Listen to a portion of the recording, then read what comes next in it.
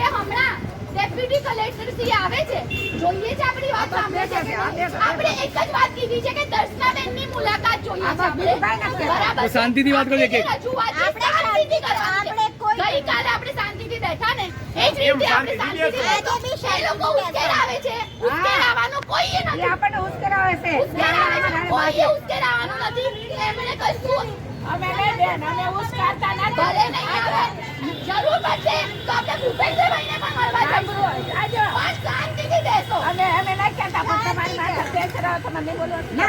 અરે અમને ગમે તે કરશે, વાંધો નહીં. અમને ચેરમેન આપી દેશે કોઈ વાંધો નહીં. પણ તમે કશું ના બેન, ના. તમને આવા તમે અમને કોઈ ના તમારો ફ્રેન્ડ છે અમારો. તમે અમને મનીષભાઈ, અમે કોઈ નથી લગે કોઈ જોયું નથી. એસા લગે કોઈ નહીં.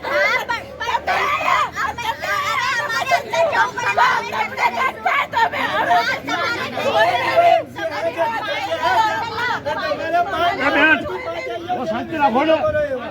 આ સાહેબ આવતા કોઈ બોલતા નહીં, કોઈ ઊંચા આવાજ બોલતા નહીં. કોઈ તેનું ઊંચા આવાજ બોલતા નહીં.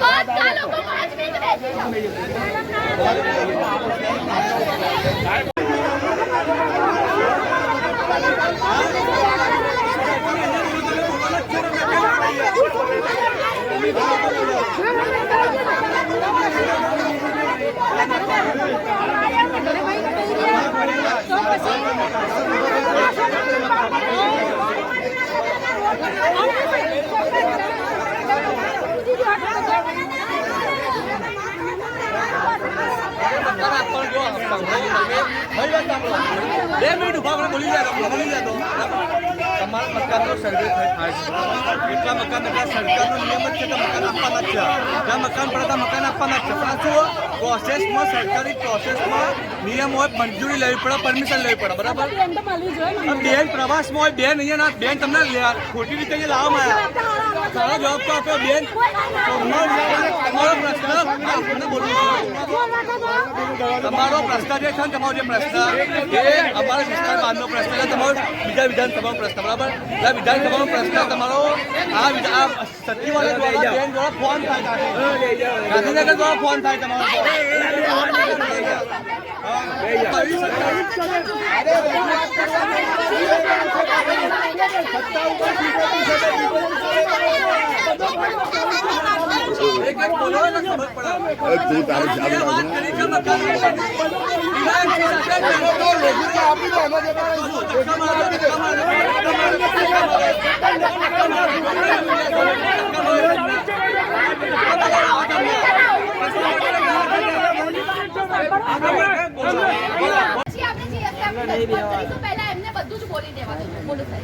કોઈ વચ્ચે નહીં બોલે. આભાર.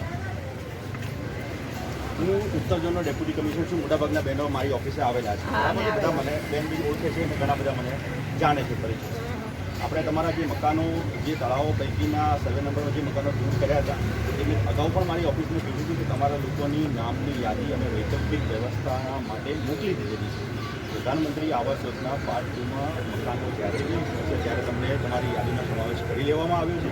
એ મેં તે વખતે બી બેનને એશ્યોરન્સ આપ્યું હતું અને આજે પણ એશ્યોરન્સ હું આપી રહ્યો છું. ત્યારે પણ એમને કીધું હતું કે તમને લોકોને સૌથી પહેલાં તો મકાન તળાવ પૈકીની જગ્યામાં મકાન મળવાપત્ર નથી, એ આપણે બી જાણીએ છીએ. ઈસનપુરમાં બી તોડ્યા, ચંડોળામાં પણ તોડ્યા, બધી જગ્યાએ તોડ્યા. તેમ છતાંય આપણે પ્રધાનમંત્રી આવાસ યોજના પાર્ટ 2માં તમારા નામોની યાદીનો ઓલરેડી મેં મૂકી દીધા છે. બેન આ બેન તો મારી ઓફિસમાં જતા તમે તો સારો જવાબ તમારે બસ મારા ઉપર જ રાખવાનો અને મકાન આપશે એ અમારું ડિપાર્ટમેન્ટ જ આપશે. એટલે મેં તમને તે વખતે પણ કીધું બેન તમે મને સાંભળી તો લો. મેં તમને શું કીધું હતું તે વખતે કે બેન મને આપના મકાનો તોડીને પેલું કશું કરવાનું નથી. મેં તમને તે વખતે બી કીધું હતું કે પહેલાં મકાનો મળવાપત્ર હતા નહીં, તેમ છતાં મેં તમારી યાદીનો સમાવેશ અંદર કરાવી દીધો છે. તો પછી એના પર મારા પર વિશ્વાસ રાખવો પડે ને. પછી અલગ અલગ જગ્યાએ અલગ અલગ ઓફિસમાં જઈ અલગ અલગ લોકોને મળી કરવાનું સોલ્યુશન તો મારે જ છે. આજે હું મારી ઓફિસ અહીં જ આવ્યો ને, તમે મારી ઓફિસે પણ આવી શકો. તમે મારી ઓફિસે પણ આવી શક્યા હોત, બરાબર? આજે તમે અલગ ઓફિસે અમે સાહેબ અમે ગઈકાલ આવીને ગયા. ગઈકાલ અમે આવીને ગયા સાહેબ. પહેલા તમે કાનમાં જઈને વાત કરો છો સાહેબ. તમે કાનમાં જઈને વાત કરો છો. અમે કાનમાંથી અમે સામે જ બોલીએ છીએ. એ બિપિનભાઈ, સાહેબને બોલ્યા. તમે કાનમાં કહી દો યાર. તમે કાનમાં કહી દો યાર. તમે એમને સાંભળી લો કારણ કે એમનું તમારે બોલવાનું હોય. એક કામ કરીએ, તમે એક કામ કરો, તમને એવું હોય તો મારી ઓફિસ તમે બોલો ને, સાંભળો. હજી તો ઊભા નહીં થાય કોઈ પણ. જ્યાં સુધી રસ્તાબેન નહીં મળે કારણ કે આ લોકોને વૈકલ્પિક વ્યવસ્થા નથી મળી. અત્યારે રોડ ઉપરથી તમે એમની કોઈ સગવડ કરી દો તો તરત ઊભા થઈ જશે. આ નાની છોકરીઓ રડે છે, એ લોકોને બાથરૂમ જવાનું સાહેબ, શૌચાલયમાં જવાનું. તમારી વાત તમે અમને આશ્વાસન આપ્યું, તમે અમારા માટે અરજી કરી, બધું કર્યું, તમારી બહુ મોટી મહેરબાની. પણ હાલની પોઝિશનમાં અમે અમારું શું, આનો કંઈક સાહેબ નિર્ણય કરો. તમે મકાન અમને આપશો ત્યારે આપશો, બનશે ત્યારે આપશે, પણ હાલ અંદર એક સહાય ના, એક મિનિટ ના, અત્યારે મકાન જો કઈ મારી કે તમારી કોઈના હાથની વાત નથી, હાલ ઉભા કરીને તમે અમને મોકલી દો, બરાબર? પણ સાહેબ ના હોય તો તમે અમને ભાડા કે કંઈક એવી વ્યવસ્થા કરો તો અમે હાલ અહીંયાથી ઉભા થઈ જઈએ. હા, બસ એક જ મિનિટ ઘર આપી દો તમે. એક જ મિનિટ, એક મિનિટ પહેલા બોલી દેવા દો, પછી તમે બોલો. સાહેબ માં ઘર સામે ઘર, બરાબર, એ બધી વાત, પણ હાલ તો કોઈની તાકાત નથી કે અમને ઘર ઉભા કરી આપે. તો અમે હાલ જો રોડ ઉપર છીએ સાહેબ, બરાબર, તો અમારી એક જ વાત કે સરકાર અમને સહાય કે ભાડું અમે ક્યાંથી ભરીએ. તમે આપશો તો અમે ભાડે જઈશું, તમે આપશો તો અમે ભાડે જવાના.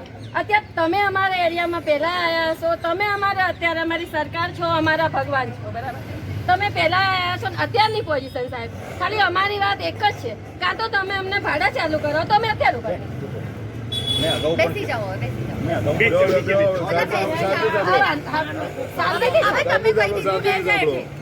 સાંભળી લો સાહેબ, એક મિનિટ કરું છું. આ લોકોનો પ્રશ્ન એ છે કે તમે ઘર અલોટ કરશો, એનો કોઈ ટાઈમ લિમિટ નથી કે 6 મહિને કરશો, વર્ષે કરશો, 1 મહિને કરશો. એ લોકોનો પ્રશ્ન એમને કહેવા દો ને, પણ તમે શું કરો બોલો, એમને કહેવા દો ને. બેન તમે કહો, મોટી બેન. બરાબર છે. એ બિપિનભાઈ, ઈ બોલે કા બોલે યાર? તમે બોલો, તમે હા.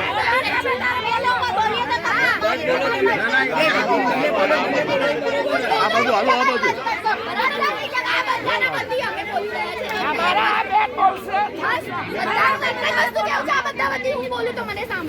આ બધા વતીનો પ્રશ્ન એ છે કે તમે ઘર અલોટ કર્યું છે, બરાબર છે, એનું ટાઈમ લિમિટ ખબર નથી, 1 દિવસ, 2 દિવસ, મહિનો, વર્ષ શું જશે, ત્યાં સુધી આ લોકો રહે કે કારણ કે આ લોકો બધા રોજનું કમાઈને રોજનું ખાવાના છે. નથી એની પરિસ્થિતિ સારી, છોકરીઓને સ્કૂલે 15 દિવસથી ગઈ નથી, ભણવાનું અત્યારે હાલત ખરાબ થઈ ગઈ છે, બરાબર છે. એ લોકો જોડે 5 રૂપિયા બી નથી કે એ લોકો ભાડું ભરી શકે, તો એમને વૈકલ્પિક વ્યવસ્થા કરી આપો. એ જ અમારી વિનંતી, એ જ વિનંતી લઈને અમારે બહેનને મળવા તમારા બાલ બચ્ચા લઈને અમારી જોડે ફર્યાનો સાહેબ કોઈ હોય. આજે આ દીકરીઓ બાથરૂમ ક્યાં જાય? અમે ક્યાં પડાઈ છે જો સાહેબ આ બધા નાના પરિવારના છે, સામાન્ય ઘરમાં રહે છે, છોકરાઓ મ્યુનિસિપાલિટી સરકારી સ્કૂલમાં ભણતા હોય, ગરીબો છે. આ ગરીબોની ચિંતા તમે કરો, એ લોકો છોકરાઓને ભણવાની ચિંતા, સારું ઘર મળે એની ચિંતા કરો, ને સારી રીતે રહી શકે, મુખ્યધારામાં એટલો વિકાસ થાય એ દિશામાં સાહેબ તમે પ્રયત્ન કરો. એમની જે લાગણી છે એ જ અમારી લાગણી છે, એમની લાગણી પૂરી કરવી આપણી જવાબદારી છે. સાહેબ તમે એ દિશામાં ચિંતા કરી. મેં તમને કીધું પ્રમાણે પ્રધાનમંત્રી આવાસ યોજનાની યાદીમાં તમારો સમાવેશ કરી લીધો છે.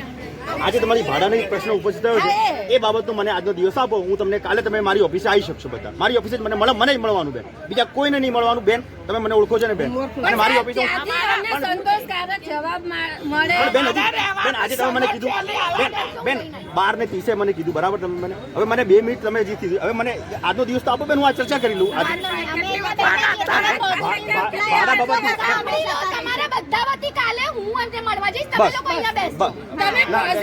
બેસવાનું કોઈ નથી બેન, બેસવાનું કોઈ નથી.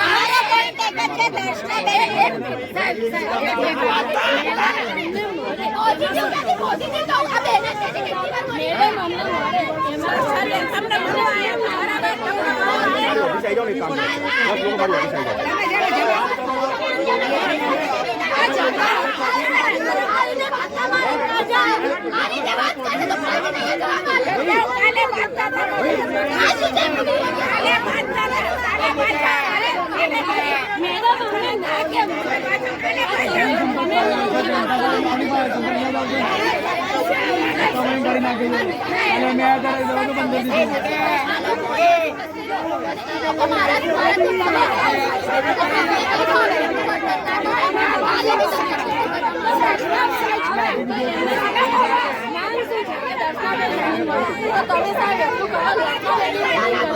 આ લોકો જોઈને પોલીસ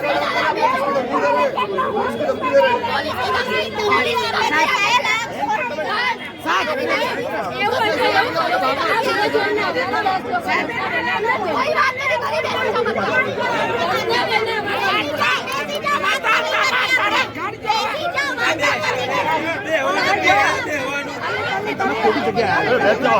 બેસી જાઓ.